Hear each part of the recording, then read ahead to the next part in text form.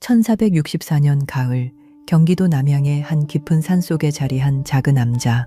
붉게 물든 단풍잎이 바람에 쓸려 떨어지는 그 고요한 뜰 안으로 도무지 이 산사와는 어울리지 않는 거친 발굽소리가 고요를 깨트립니다. 숨을 헐떡이며 뛰어들어온 이들은 하나같이 화려한 관복을 차려입은 당대 최고의 실세들이었어요.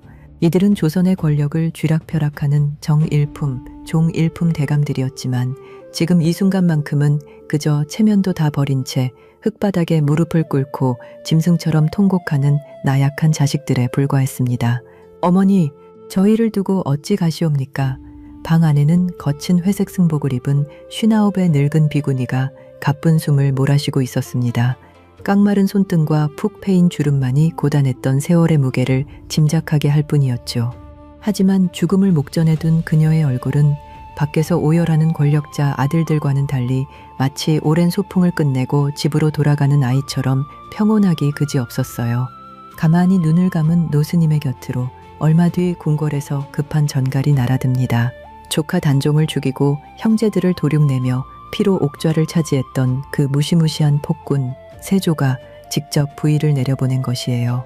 그것도 무려 쌀과 콩 70석이라는 한낱 비구니의 장례식이라기엔 상상을 초월하는 파격적이고 극진한 예우였지요. 도대체 이 초라한 산속 암자에서 쓸쓸히 숨을 거둔 늙은 비구니는 누구였길래 당대 최고의 권력자들이 바닥을 치며 오열하고 피도 눈물도 없는 폭군마저 깍듯이 고개를 숙였던 걸까요?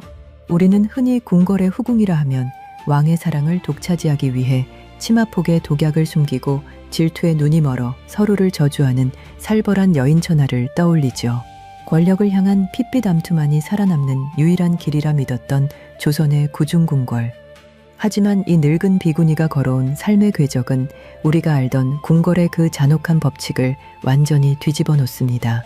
영의정과 맞먹는 그 어마어마한 권력을 쥐었지만 가장 화려한 비단 옷을 제 손으로 벗어 던지고 14년이나 이 깊은 산 속에서 초라한 승복을 입고 사는 삶을 택했지요. 상식적으로는 감히 상상조차 할 수 없는 파격적인 선택을 한 여인. 그녀의 정체는 바로 조선 500년 역사상 유일무이하게 가장 천한 노비로 태어나 가장 높은 빈의 자리에 올랐던 세종대왕의 영원한 사랑, 신빈 김씨입니다.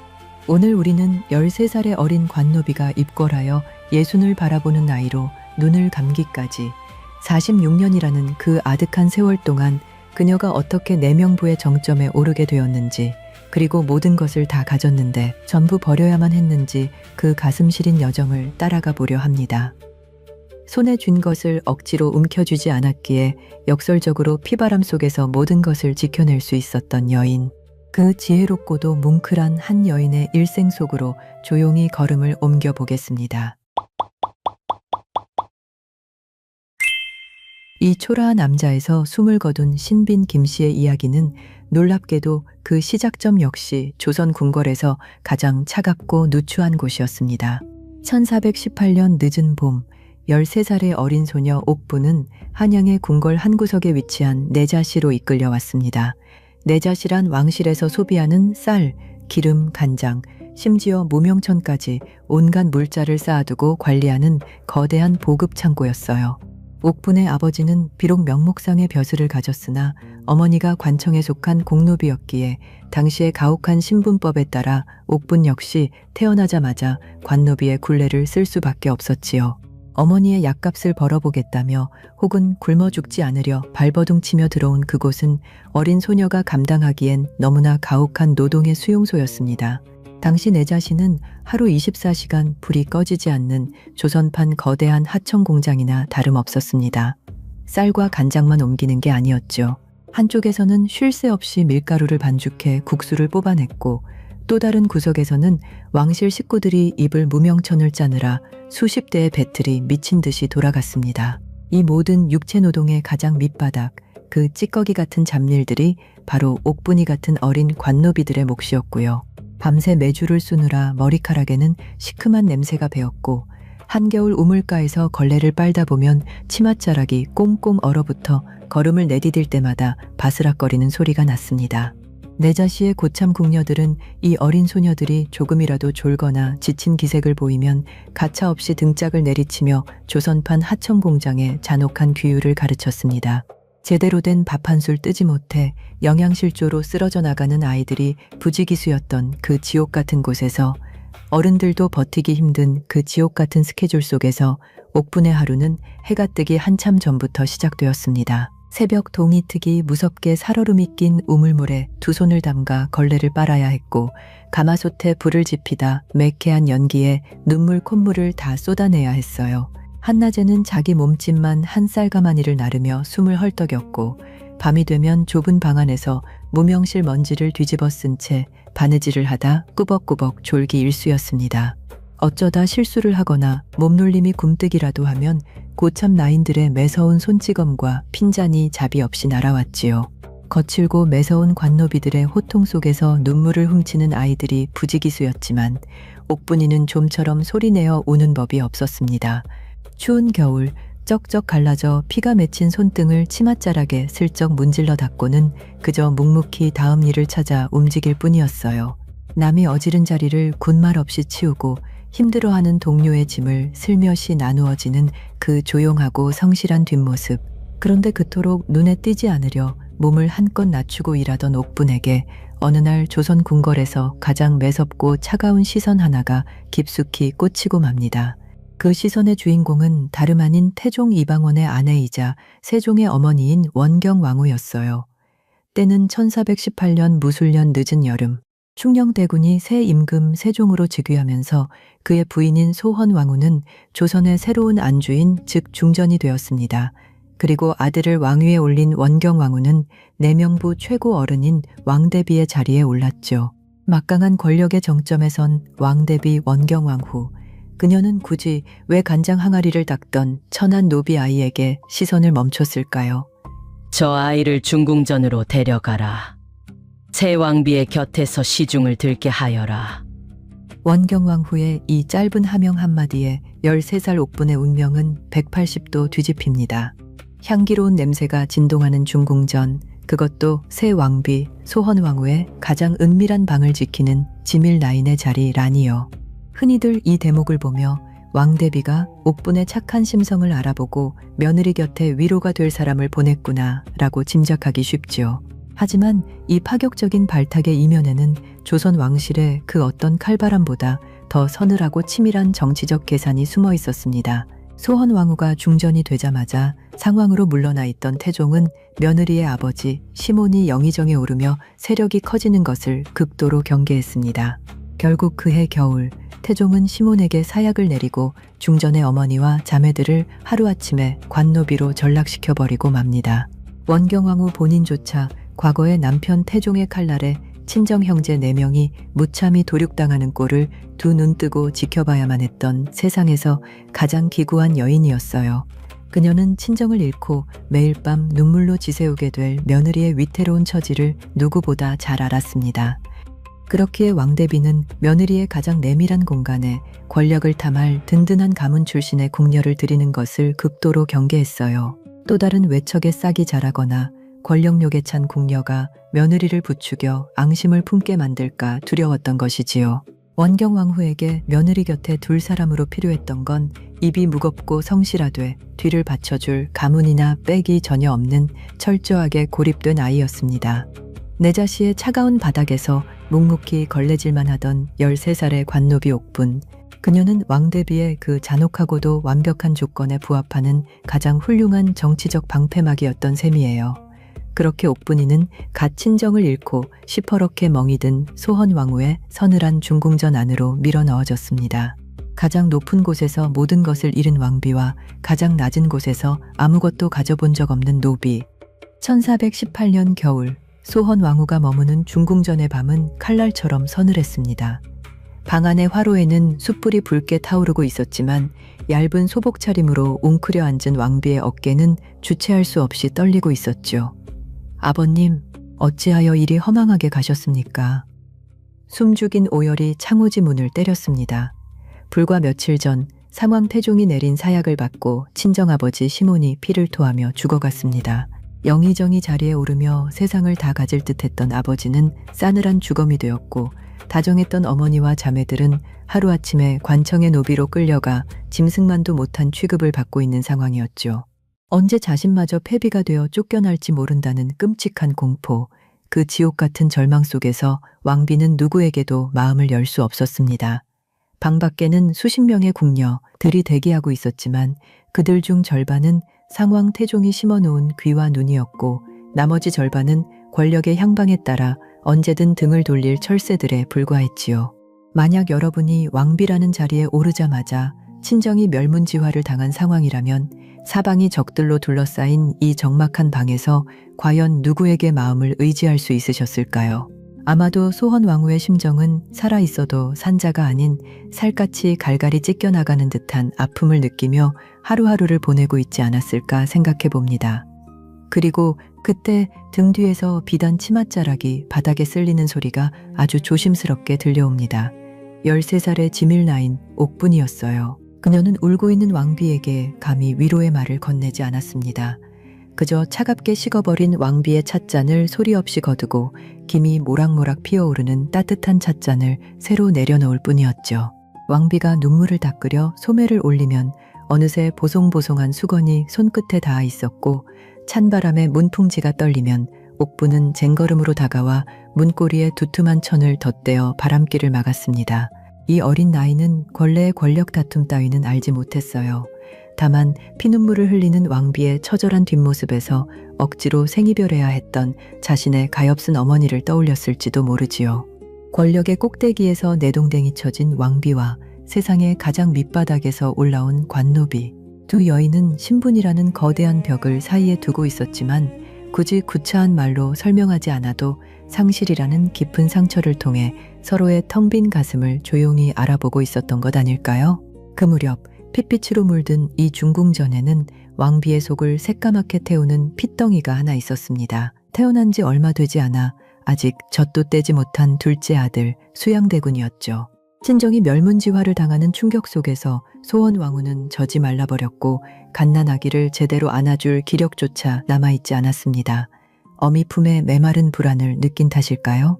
어린 수양은 유독 밤만 되면 얼굴이 시뻘겋게 달아오르도록 악을 쓰며 울음을 터뜨렸어요. 마마, 소인이 안아보아도 되겠사옵니까? 울다 지쳐 헐떡이는 아기를 향해 두 팔을 뻗은 사람은 이번에도 옥분이었습니다.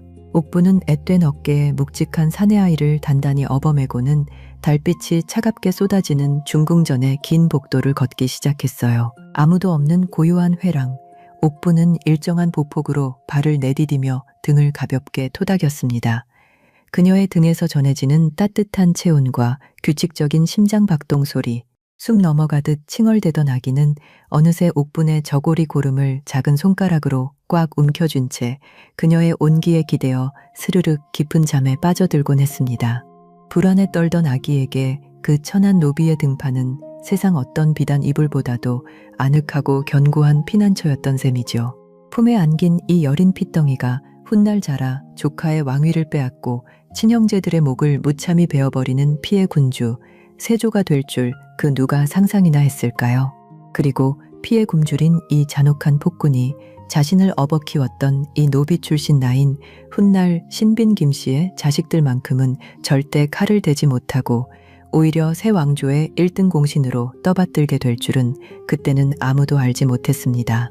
단순히 우는 아기를 달래주던 그 소박하고 따뜻한 밤의 자장가는 수십 년 뒤 불어닥칠 그 끔찍한 계유정난의 칼바람 속에서 옥분 자신의 피부치들을 완벽하게 살려낼 가장 위대한 생명줄을 짜내려가는 순간이었습니다. 이토록 기묘하고도 애틋한 밤의 풍경, 먼 발치에서 숨죽여 지켜보던 또 하나의 시선이 있었습니다. 바로 소헌 왕후의 장남이자 훗날 임금이 되는 어린 세자 향문종이었습니다. 세자는 멸문지화의 충격으로 매일 밤 피눈물을 쏟는 어머니의 침소 밖에서 차마 들어가지 못한 채 발을 동동 구르고 있었죠. 그런데 그 차가운 복도에서 자신의 어린 동생을 업고 묵묵히 걷고 있는 13살 노비 소녀의 굽은 등을 보게 된 것입니다. 어린 세자의 눈에 그 천하디천한 소녀의 뒷모습이 얼마나 거대하고 눈물겹게 보였을까요? 훗날 문종이 왕위에 올랐을 때 신빈 김씨를 친어머니처럼 극진히 대우했던 이유가 바로 이 핏빛 가득했던 밤, 동생을 업어재우던 그녀의 체온을 기억하고 있었기 때문입니다. 하지만 달빛 아래의 옥분이는 그저 고온이 잠든 아기의 더운 숨결에 미소 지으며 복도를 맴돌 뿐이었죠. 그렇게 8년이라는 시간이 침묵 속에 흘러갑니다. 향내나는 중궁전의 공기 속에서도 옥분의 손등에는 여전히 내자시 시절의 그 거친 굳은 살이 남아 있었지만 그녀는 어느덧 20살을 넘긴 성숙하고 단단한 여인으로 자라났어요. 상처 입은 왕비를 그림자처럼 보필하며 고요하게 흘러가던 그녀의 일상. 그런데 1426년의 어느 날 이 적막한 중궁전에 찾아온 단 한 사람의 묵직한 시선이 옥분을 향해 천천히 고개를 돌리기 시작합니다. 그 시선과 마주친 순간 13살의 관노비로 입궐했던 여인은 마침내 조선 역사상 가장 기적 같은 운명의 문고리를 틀어주게 되지요. 콜록콜록.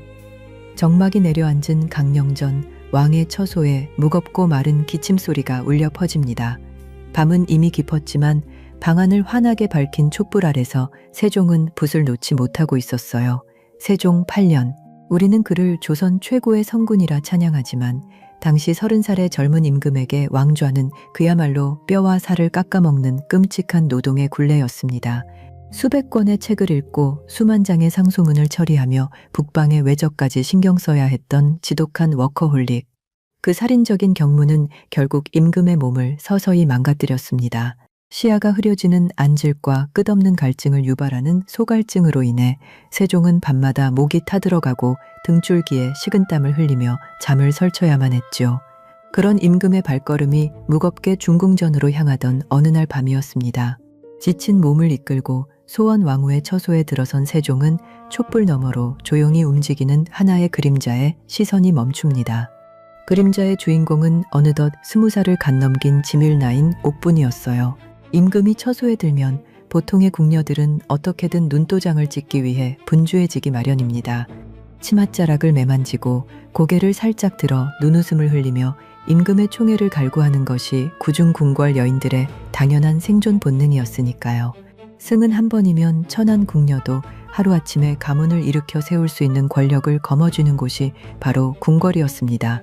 하지만 옥분은 달랐죠. 임금이 자리에 앉자마자 그녀는 왕의 시선이 채 닿기도 전에 한 걸음 뒤로 물러나 어둠 속으로 몸을 낮췄습니다. 세종이 마른 기침을 하며 이마를 짚자 어느새 그의 손길이 닿기 가장 편한 곳에 김이 모락모락 피어오르는 미지근한 유자차 한 잔을 소리 없이 가져다 놓았어요. 소갈증으로 단 것을 찾으면서도 열을 식혀야 하는 임금의 체질을 정확히 헤아린 차의 온도와 단맛. 그 완벽한 배려는 호들갑스러운 아부의 말 한마디 없이 그저 조용한 행동 하나로 완성되어 있었습니다. 세종이 차를 한 모금 들이켜며 고개를 들었을 때 김씨는 이미 병풍 틈새로 새어들어오는 찬바람을 막기 위해 두툼한 소미불을 조심스레 덧대고 있었습니다. 수고가 많구나. 내 이름이 무엇이더냐? 세종의 나지막한 물음에 김씨는 고개를 깊이 숙인 채 차분하고 흔들림 없는 목소리로 답했습니다. 소인, 그저 중전마마의 하명으로 전하의 불편함을 살필 뿐이옵니다. 자신의 이름을 내세우지도 이 기회를 틈타 교태를 부리지도 않는 담담한 대답. 수많은 조정대신들의 얽히고 설킨 셈법과 권력을 향한 암투 속에서 하루 종일 시달려온 세종이었습니다. 그런 그에게 무언가를 얻어내려 눈치를 보는 대신 그저 자신이 해야 할 일을 묵묵히 해내며 조건 없는 안식을 내어주는 이 여인의 존재는 메마른 사막의 오아시스처럼 다가왔을 것입니다. 만약 여러분이 쉴 틈 없이 옥좌의 무게에 짓눌린 임금이었다면 화려한 아부와 권력을 탐하는 미소보다 이토록 고요하고 든든한 등받이를 더 간절히 원하지 않으셨을까요? 그렇게 1426년 13살의 관노비로 입궐했던 옥부는 마침내 세종의 승은을 입게 됩니다. 궁궐 안에서 궁녀가 임금의 하룻밤 승은을 입는 일 자체는 드문 일이 아니었지만 그녀의 행보는 거기서 끝나지 않았습니다. 이듬해인 1427년 김씨가 건강한 첫아들 계양군을 무사히 출산한 것이에요. 비록 신부는 천하나 임금의 핏줄을, 그것도 귀한 왕자를 낳았으니 이제 그녀의 지위도 달라져야만 했습니다. 세종은 첫아들을 낳은 공로를 인정하여 단순한 궁인 신분이었던 옥분에게 정식 후궁의 품계인 정삼품 소용의 첩지를 내리려 뜻을 모았습니다. 바로 그 순간 잠잠하던 조정과 내명부가 말 그대로 발칵 뒤집히고 맙니다. 전하, 불가하옵니다. 관청의 천한 노비 출신이 어찌 권례에 전하의 핏줄을 두고 당당히 후궁의 반열에 오를 수 있단 말이옵니까? 이는 훗날 사가들의 비웃음을 살 끔찍한 짓이옵니다. 대신들의 상소가 편전의 산더미처럼 빗발쳤고 명문가 출신 후궁들의 따가운 눈총이 쏟아졌어요. 그도 그럴 것이 내자시에서 걸레를 빨고 물동이를 이던 노비가 하루아침에 비단옷을 입고 자신들과 어깨를 나란히 한다니 뼈대 있는 양반가 출신들에게는 하늘이 무너질 끔찍한 신분 질서의 붕괴였던 것이죠. 수많은 양반가 여인들을 제치고 세종은 왜 하필 온 조정이 반대하는 천하디천한 노비의 손을 그토록 굳게 잡으려 했던 것일까요? 더구나 조선은 철저한 신분제 사회였습니다. 양반의 핏줄이라도 어미가 노비면 그 자식 역시 평생 노비로 살거나 짐승 취급을 받는 얼자가 되는 것이 당시의 잔혹한 법도였죠. 그런데 세종은 이 무시무시한 적서차별의 벽을 깨부수고 노비 옥분이가 낳은 아들들을 당당한 조선의 왕자로 인정해 주려 했던 것입니다.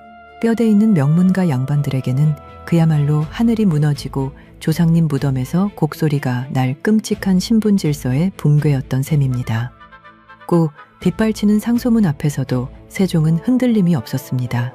그는 훗날 도승지에게 그 속마음을 이렇게 털어놓아요. 그녀는 비록 출신이 미천하나 중궁을 모시는데 오직 조심하고 근신할 뿐이었다. 나는 그녀의 출신이 아니라 그 고운 심성을 본 것이다. 신분에 얽매이지 않고 사람의 본질을 꿰뚫어 본 성군의 굳은 결단. 결국 1427년 세종은 대신들의 거센 반대를 단칼에 물리치고 그녀에게 정삼품 소용의 첩지를 내렸습니다. 천하디천한 노비 옥분이가 마침내 낡은 허물을 벗어던지고 내명부의 정식 후궁 소용 김씨로 역사에 그 찬란한 첫 이름을 새겨넣은 순간, 하지만 이 기적 같은 신분 상승은 훗날 내명부를 경악하게 만들 거대한 폭풍 출산과 권력 이동의 아주 작은 서막에 불과했습니다. 승은을 입고 첫 아들을 낳은 후궁, 사극이라면 이제부터가 본격적인 막장 드라마의 시작입니다. 임금의 총애를 등에 업은 후궁이 기고만장해져 중전을 멸시하고 다른 후궁들과 머리채를 쥐어뜯으며 치맛바람을 날리는 것이 우리가 알던 뻔한 구중궁궐의 클리셰니까요. 더구나 당시 내명부에는 이 뻔한 클리셰를 그대로 보여주는 대표적인 인물이 하나 있었습니다. 바로 세종의 첫 번째 서장자 화의군을 낳은 후궁 영빈 강씨였죠. 영빈 강씨는 명문가 출신이라는 든든한 뒷배와 임금의 총애를 믿고 기고만장했습니다. 그녀는 본부인인 소헌왕후의 명을 가볍게 여기고 무시하기 일쑤였고 툭하면 아랫사람들에게 모진 갑질을 일삼아 궁궐 내에 원성이 자자했습니다. 결국 그 오만함이 화를 불러 영빈 강씨는 세종의 눈밖에 나 잠시 궁 밖으로 쫓겨나는 씻을 수 없는 수모를 겪기도 했죠. 권력을 쥐었다고 날뛰면 어떤 최후를 맞이하는지 보여주는 전형적인 사극 속 몰락하는 후궁의 표본이었습니다. 그런데 소용 김씨가 된 그녀의 행보는 영빈 강씨와는 완벽하게 달랐습니다. 아니, 기묘할 정도로 몸을 낮췄어요. 비단옷을 입고 어엿한 정삼품 후궁의 자리에 올랐음에도 그녀는 여전히 매일 아침 소원 왕후의 처소로 향했습니다. 그리고는 예전 지밀라인 시절과 똑같이 가장 낮은 자리에서 무릎을 꿇고 왕비의 새순물을 데우며 시중을 자초했지요. 이제 너도 어엿한 후궁이거늘 어찌 이리 수고를 하느냐. 그만두어라. 마마, 소인은 평생 마마를 모셔야 할 하잘것없는 종요입니다. 어찌 이 자리를 떠나겠사옵니까? 김씨에게 소원 왕후는 모셔야 할 상전이자 자신의 가장 비참했던 시절을 거두어준 든든한 가족이었습니다. 권력을 쥐었음에도 변함없는 그 지독한 겸손함. 세종은 그런 김씨를 지켜보며 일시적인 호기심이 아닌 평생을 곁에 두는 깊은 신뢰와 사랑을 주게 됩니다. 그 사랑의 결과는 실로 경이로웠습니다. 1427년 첫아들 계양군을 시작으로 이듬해 의창군, 그 뒤로 밀성군, 익형군, 영해군, 그리고 1439년 막내 담양군까지 중간에 태어난 2명의 옹주를 포함해 김씨는 무려 12년 동안 8번의 출산을 겪어냅니다. 조선 왕조 500년을 통틀어 후궁 다산 기록 2위이자 세종의 수많은 후궁 중에서는 압도적인 1위의 기록이었죠. 거의 1년 반마다 한 번씩 아이를 낳는 현대의학으로도 뼈가 녹아내릴 법한 이 끔찍한 연쇄 출산의 고통 속에서도 그녀는 단 한 번도 소헌 왕후의 그림자 역할을 놓지 않았어요. 입덧으로 속이 뒤집어지고 산후통으로 온몸에 뼈마디가 벌어지는 와중에도 그녀는 왕비의 탕약을 직접 다렸고 왕비의 새순물 온도를 손수 맞추었습니다. 12년 동안 8번의 출산, 그 살인적인 육체의 고단함 속에서 어떻게 중궁전 비서실장 역할을 단 하루도 빠짐없이 완벽하게 수행할 수 있었을까요? 그것은 단순한 충성심을 넘어선 벼랑 끝에서 자신을 거두어준 자비에 대한 지독한 보은이었습니다. 그리고 이 믿기지 않는 충성심은 조선 궁궐 역사상 가장 비현실적이고 기적 같은 워맨스를 탄생시킵니다. 보통 왕비는 후궁이 임금의 씨를 연달아 잉태하면 겉으로는 웃어도 속으로는 독을 품기 마련이지요. 내 자식의 왕위 계승에 위협이 될 수 있으니까요. 하지만 소헌 왕후는 정반대였습니다. 왕비는 자신의 친아들인 갓난아기 영흥대군의 육아를 다름 아닌 후궁인 김씨에게 통째로 맡겨버립니다. 왕비가 자신의 친아들을 노비 출신 후궁에게 맡겨 기르게 했다니 이게 조선 왕실에서 가당키나 한 일인가요?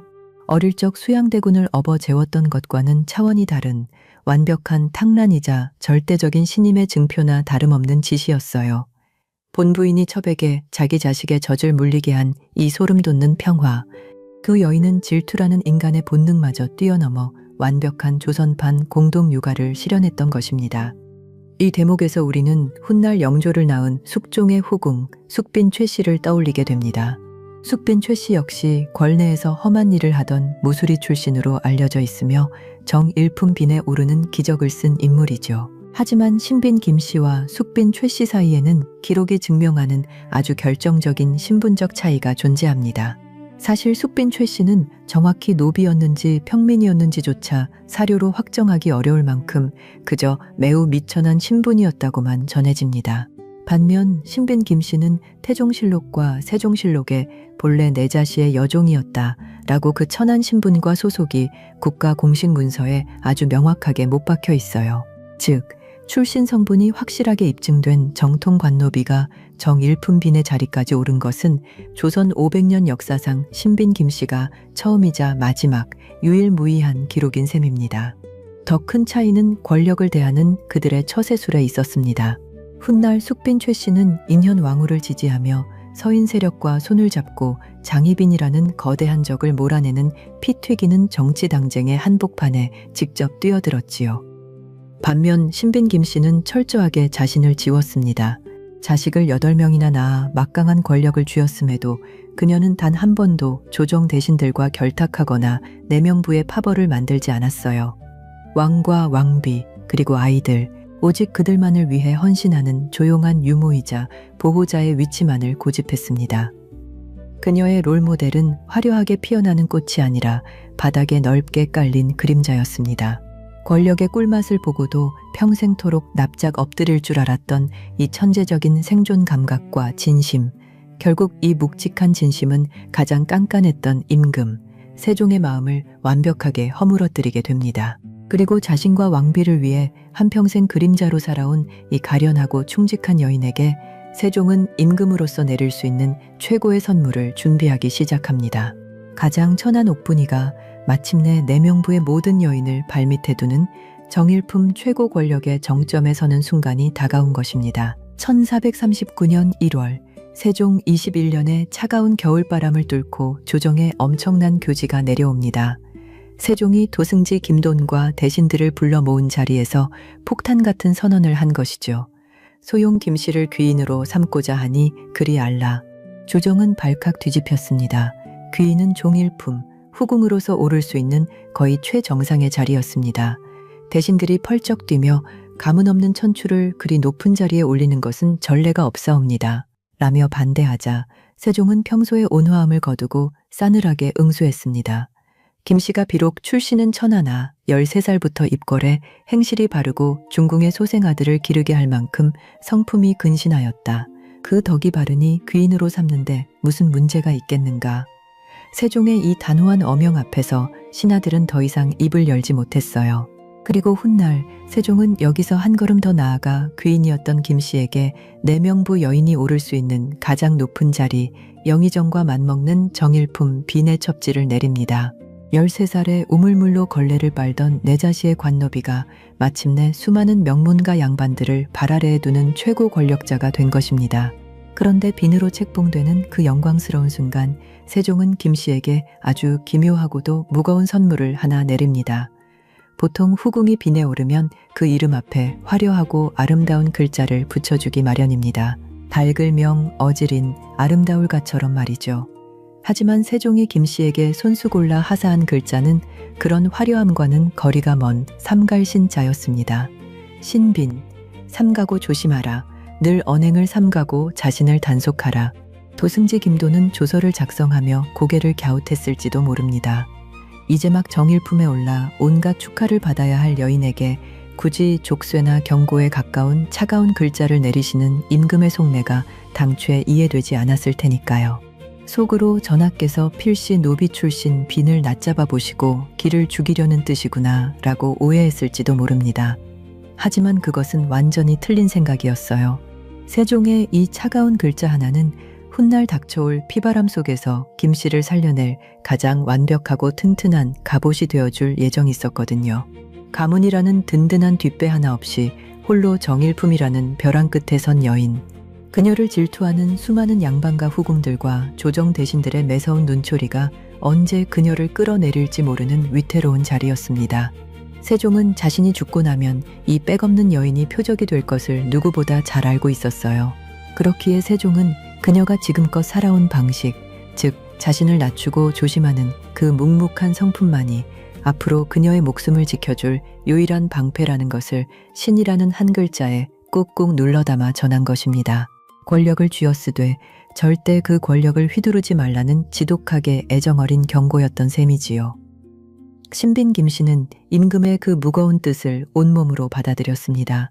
정일품 대수머리를 얹고 화려한 당의를 입었으나 그녀의 삶은 13살 지밀나인 시절과 조금도 달라지지 않았어요. 매일 새벽 가장 먼저 일어나 소헌왕후의 처소로 향했고 자신의 자식보다 왕비의 자식들을 먼저 챙겼습니다. 하지만 두 여인의 그 애틋하고도 기적 같았던 28년의 동거도 끝내 죽음 앞에서는 갈라질 수밖에 없었습니다.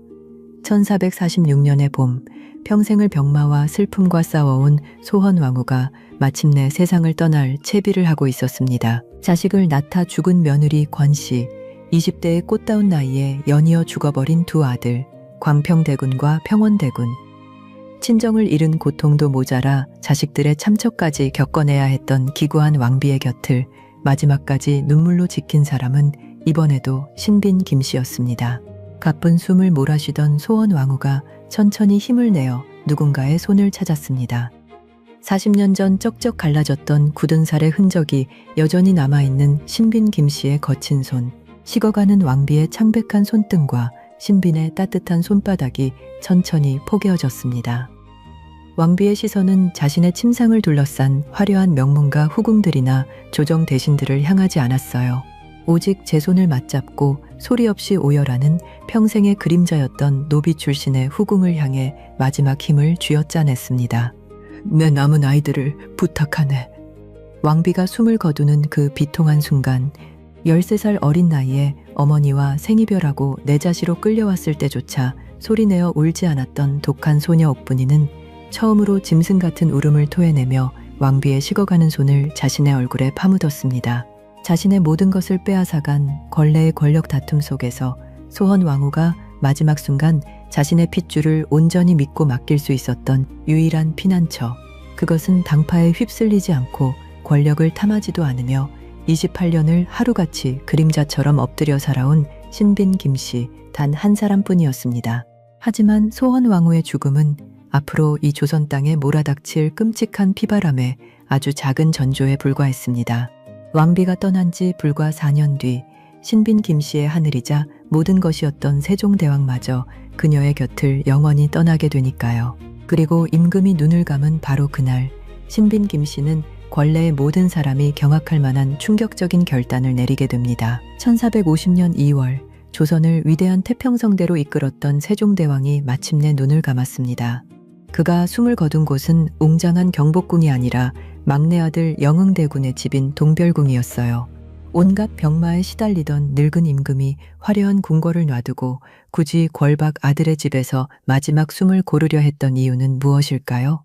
여러 가지 정치적 이유가 있었겠지만 야사에 따르면 그 집의 안방을 차지하고 있던 여인이 바로 임금의 평생 안식처였던 신빈 김씨였기 때문이라고도 전해집니다. 우물가의 13살 노비가 마침내 임금의 마지막 임종을 지키는 가장 고귀한 여인이 되어 있었던 것이죠. 하늘 같았던 지아비가 떠나고 궁궐은 온통 흰 상복의 바다로 변했습니다. 그러나 신빈 김씨에게 찾아온 슬픔은 이것이 끝이 아니었어요. 세종이 죽고 채 한 달도 지나지 않아 신빈의 막내 아들인 12살 담양군마저 갑작스레 병으로 세상을 떠난 것입니다. 자신을 거두어준 왕비, 소헌왕후, 평생을 바친 지아비, 세종, 그리고 품 안의 막내 아들까지 불과 4년이라는 시간 동안 가장 사랑했던 세 사람을 연달아 가슴에 묻어야 했던 어머니의 심정. 사랑하는 이들을 모두 잃고 홀로 남겨진 그녀의 마음은 도대체 얼마나 새까맣게 타들어갔을까요? 그 끔찍한 상실감 속에서 신빈 김씨는 아무도 예상하지 못한 충격적인 선언을 합니다. 나는 이제 속세에 미련이 없으니 스스로 머리를 깎고 부처님께 귀의하겠소. 그녀는 그 화려했던 정일품 빈에 비단 당의를 벗어 던지고 스스로 삭발을 한 채 거친 잿빛 승복을 입습니다. 그리고는 세종의 후궁들이 머물던 별궁, 자수궁으로 걸어 들어가 외부와의 모든 인연을 끊어버려요. 당시 조선의 법도에 선왕의 후궁이 출궁하여 불교에 귀의하는 관례가 아예 없었던 것은 아닙니다. 하지만 새로 즉위한 문종과 훗날의 단종은 신빈의 출궁을 눈물로 만류했지요. 신빈께서는 어머님을 평생토록 지극히 모셨고 과인의 동생들까지 친자식처럼 업어 기르신 조선 왕실의 큰어른이십니다. 제발 궁에 남아 편히 여생을 보내시옵소서. 새 임금이 제발 궁으로 돌아와 달라고 애원했는데도 그녀는 그 간곡한 청을 거절합니다. 왜 그랬을까요? 단순히 슬픔을 이기지 못한 도피였을까요? 이 대목에서 우리는 세종의 또 다른 총애를 받았던 후궁, 혜빈 양씨의 참혹한 운명을 마주하게 됩니다. 혜빈 양씨는 세종의 말년에 사랑을 받아 훗날 단종이 될 세손을 직접 품에 안아 키운 유모와도 같은 존재였죠. 문종이 일찍 죽고 어린 단종이 즉위하자 혜빈 양씨는 왕을 지킨다는 명분 아래 조정의 실세들과 결탁하며 서서히 정치의 전면으로 나서기 시작합니다. 그녀는 단종의 가장 강력한 후견인이자 권력의 중심이 되려 했지요. 하지만 권력을 쥐려 한 대가는 끔찍했습니다. 1453년 권력을 찬탈하기 위해 수양대군이 피바람을 일으킨 계유정난이 터지지요. 혜빈 양씨는 단종의 편에 서서 수양대군에 맞섰으나 역부족이었습니다. 결국 그녀는 유배를 떠나야 했고 얼마 지나지 않아 세조가 내린 교수형으로 목숨을 잃게 되는 결말을 맞이하지요. 심지어 그녀의 아들들 한남군, 수춘군, 영풍군마저 세조의 칼날에 처참하게 도륙당하고 말았습니다. 권력을 탐하며 아들들을 앞세워 정치판에 뛰어들었던 혜빈 양씨의 가문은 그렇게 하루아침에 멸문지화를 당하고 말아요.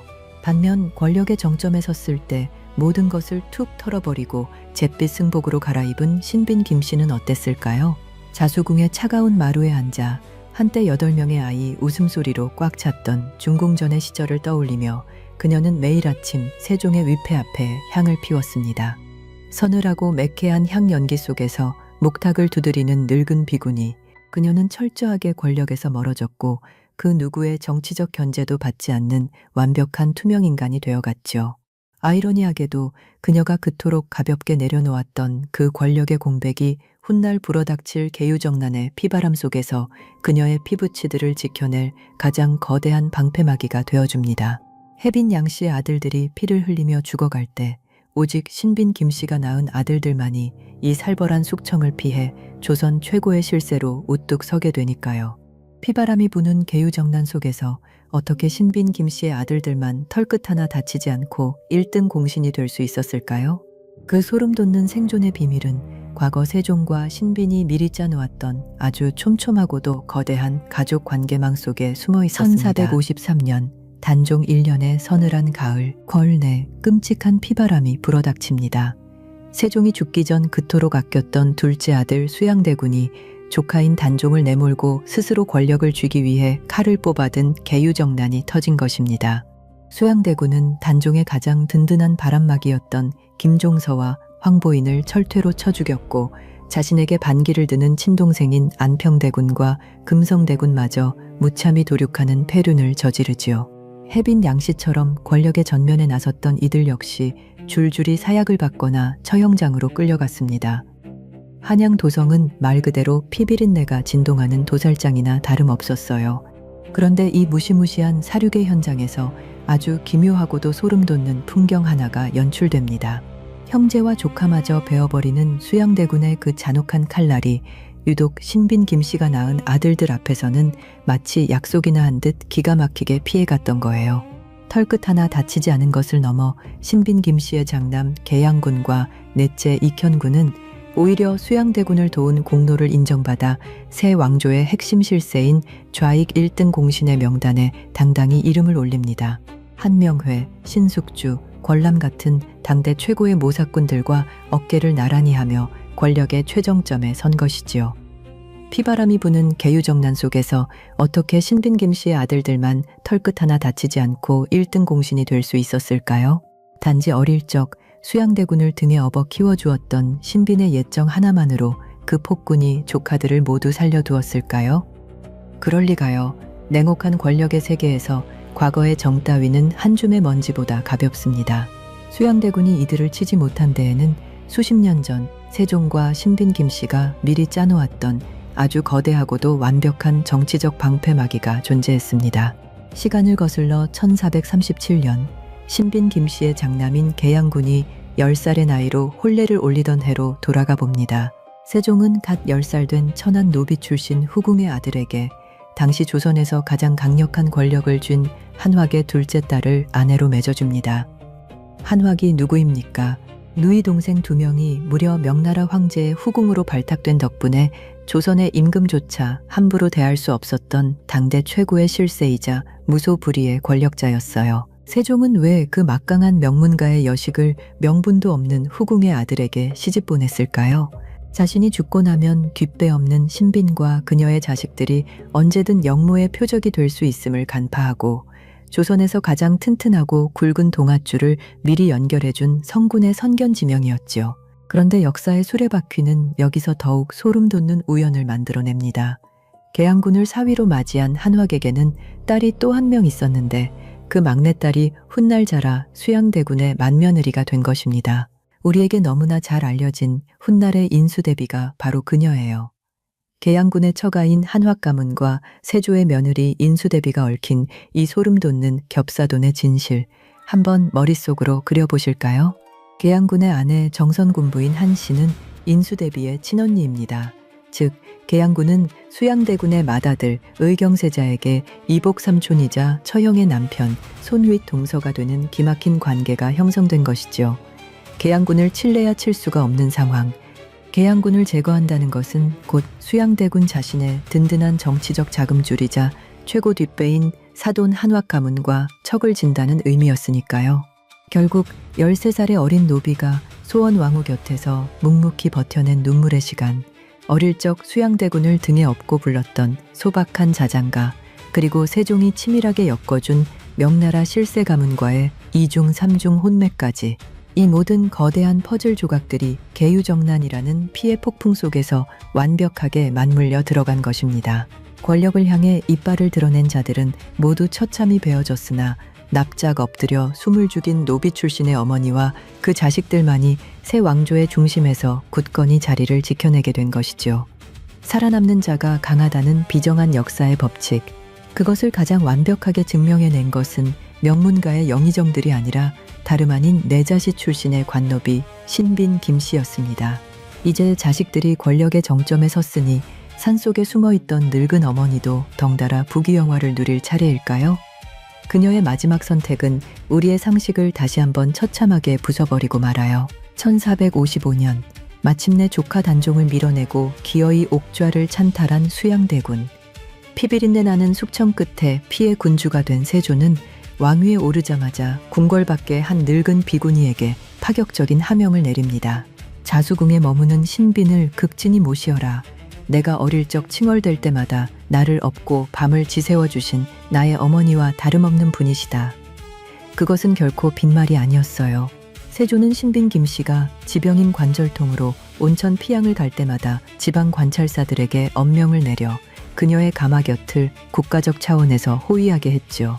조카를 죽이고 형제마저 가차없이 베어버리던 그 잔혹한 폭군마저 산속 암자에서 목탁을 두드리는 늙은 비구니 앞에서만큼은 끝내 무기를 내려놓고 깍듯이 고개를 숙였던 것입니다. 이제 그녀의 아들들은 새 왕조의 1등 공신이 되어 하늘을 나는 새도 떨어뜨릴 무소불위의 권세를 누리게 되었습니다. 자식들이 번듯하고 의리의리한 대저택으로 어머니를 모시려 수없이 간청했지요. 그러나 신빈 김씨는 이 모든 부귀영화와 임금의 호의를 단호히 거절합니다. 나는 부처님께 귀의한 몸, 궁궐의 화려함은 내게 맞지 않는다. 그녀는 아들들이 보내온 비단옷 대신 거친 잿빛 승복을 고집했고 기름진 산의 진미 대신 소박한 나물 반찬을 먹으며 매일 아침 세종과 소헌 왕후의 명복을 비는 일로 하루를 채웠습니다. 권력의 가장 달콤한 열매가 입 앞에 떨어졌건만 그녀는 그 단맛을 단 한 자락도 취하지 않았던 것이죠. 하지만 하늘은 이 철저하게 비워낸 여인에게 마지막까지 잔혹한 시련을 안깁니다. 1464년의 서늘한 가을, 신빈의 장남이자 집안의 가장 든든한 기둥이었던 계양군이 38의 젊은 나이로 어머니보다 먼저 세상을 떠나고 만 것입니다. 남편 세종 은인이자 윗전이었던 소헌 왕후, 품 안의 막내 아들 담양군에 이어 평생의 자랑이었던 장남 계양군까지 사랑하는 이들을 차례로 앞세우고 텅 빈 암자에 홀로 남겨진 늙은 어머니의 심정. 그 가슴속은 도대체 얼마나 새까만 재로 변해 있었을까요? 장남을 잃은 슬픔은 결국 산처럼 단단했던 그녀의 몸과 마음을 무너뜨렸습니다. 시름시름 알아놓은 신빈 김씨는 아들을 보낸 지 불과 2달 남짓 지난 그해 10월 59의 나이로 조용히 눈을 감습니다. 가장 화려한 당위를 벗어던지고 스스로 비구니가 된 지 꼭 14년째 되던 해의 일이었어요. 그녀가 눈을 감던 날 적막했던 산속 암자는 짐승처럼 통곡하는 조선 최고 권력자들의 울음소리로 가득 찼습니다. 비보를 전해 들은 세조 역시 깊이 애통해하며 한낱 비구니의 장례로는 전례를 찾아볼 수 없는 쌀과 콩 70석이라는 막대한 부의를 내려 극진한 예우를 다했지요. 현재 경기도 화성시 남양읍의 한 고요한 산자락, 그곳에는 정일품 빈의 묘역이라기엔 너무나 단출하고 소박한 그녀의 무덤이 자리하고 있습니다. 화려한 병풍석 하나 없이 그저 단정한 돌담만이 둘러쳐진 그곳은 마치 생전에 그녀가 살았던 모습 그대로 조용히 세상을 관조하고 있는 듯하죠. 이 소박한 무덤 앞에 서면 우리는 한 여인이 온몸으로 증명해낸 묵직한 삶의 궤적과 마주하게 됩니다. 13살 차가운 우물물에 손을 담가야 했던 매자시의 천안 관노비.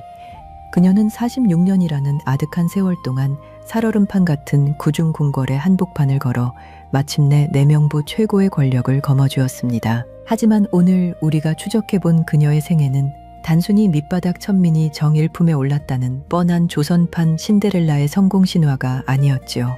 가장 높은 곳에 올라갔음에도 그 자리를 뽐내지 않았고 남들이 죽이고 뺏으며 그토록 탐하던 권력을 손에 쥐었음에도 그것을 먼지처럼 가볍게 털어버릴 줄 알았던 비범한 여인. 어쩌면 세종대왕이 그녀에게 씌워주었던 삼갈신이라는 칭호는 그 어떤 화려한 보석보다 그녀의 영혼에 가장 잘 어울리는 이름이었을 것입니다. 손에 쥔 것을 억지로 움켜쥐려 발버둥치지 않았기에 그녀는 역설적으로 자신의 목숨과 자식들 그리고 소중한 이들을 향한 충심까지 모두 지켜낼 수 있었을 테죠. 권력을 버림으로써 마침내 권력을 넘어선 영원한 승리자 신빈 김씨. 끝없는 욕망 속에서 더 많이 가지지 못해 괴로워하고 남의 것을 빼앗으려 핏대를 세우는 오늘날의 우리에게 오직 묵묵한 헌신과 비워냄의 미학으로 생존의 정점에 섰던 그녀의 삶에서 어떤 것이 느껴지시나요? 여러분이라면 그토록 피땀 흘려 얻어낸 화려한 권력을 스스로 내려놓으실 수 있으셨을까요? 가장 조용했지만 그 누구보다 거대했던 한 여인의 삶을 조용히 음미해 보시길 바랍니다. 지금까지 호기심 사록이었습니다. 시청해 주셔서 감사합니다.